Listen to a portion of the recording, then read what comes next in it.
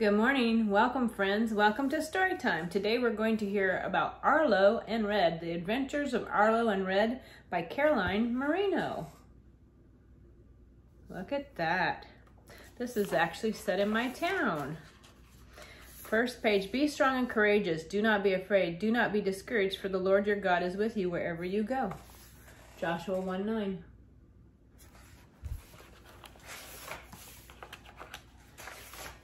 Arlo woke up to a noise rumbling under his bed, and there was two shiny eyes and a massive head.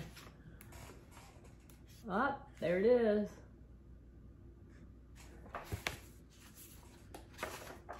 He reached for his sword and prepared for a fight, but it was just a lonely dragon who appeared in the night.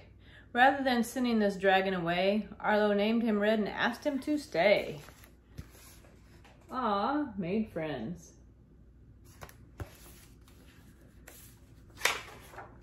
Later that day, while outside in a tent, Red's sharp dragon nose caught a marvelous scent, and off on an adventure Arlo and Red went. Where do you think they're going for their adventure? Arlo followed Red to a train on the tracks. Passengers were boarding with luggage and backpacks, but the scent wasn't at the station where the engines were roaring, so Arlo and Red continued exploring. Where could they be going? They passed an antique store with a fine vintage coat, then a museum with an old wooden boat.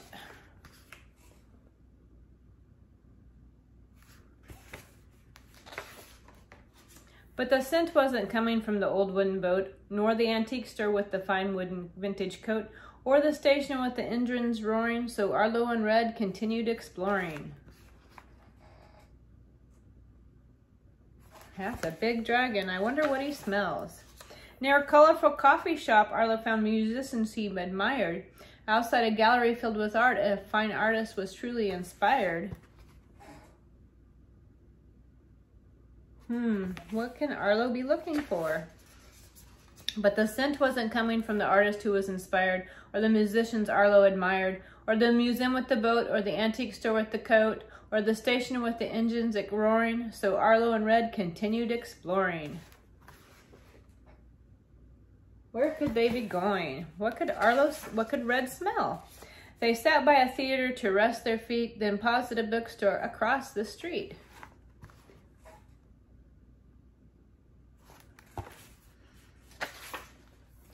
But neither the theater nor the bookstore were the source of the scent, nor the artist who was inspired, or the musicians Arlo admired, or the museum with the boat, or the antique store with the coat, or the station with the engines roaring, so Arlo and Red continued exploring. Looks like Arlo met a friend. Or I guess Red met a friend, because Red is the dragon. The scent was growing stronger. It was truly stunning. Arlo hopped on Red's back and Red took off running. Where could they be going? Red's running fast. All of a sudden, with a great big crash, Red ran right into a building. Smash! Oh no. He must have been running too fast. Red had found the source of the delicious scent inside the shop. Arlo and Red went. Look at all the people want to go there too. There were hundreds of cupcakes in every size, shape, and hue. The boy and the dragon didn't know what to do. Wow. I like cupcakes. How about you? Then a man popped out from the back holding a tray with cupcakes stacked as tall as Red. And that's when he said, "Welcome, I'm so glad you're here. Please take one. Help yourselves, have a few. There are plenty of cupcakes for everyone, including dragons like you." Wow. Red looks like he's excited to have one. I see that tongue. The cupcakes smelled delicious and tasted better than ever. Best of all, no one was left out as they all ate their cupcakes together. Looks like Red had a few. Now it looks like it's time for a nap. They look full of cupcakes.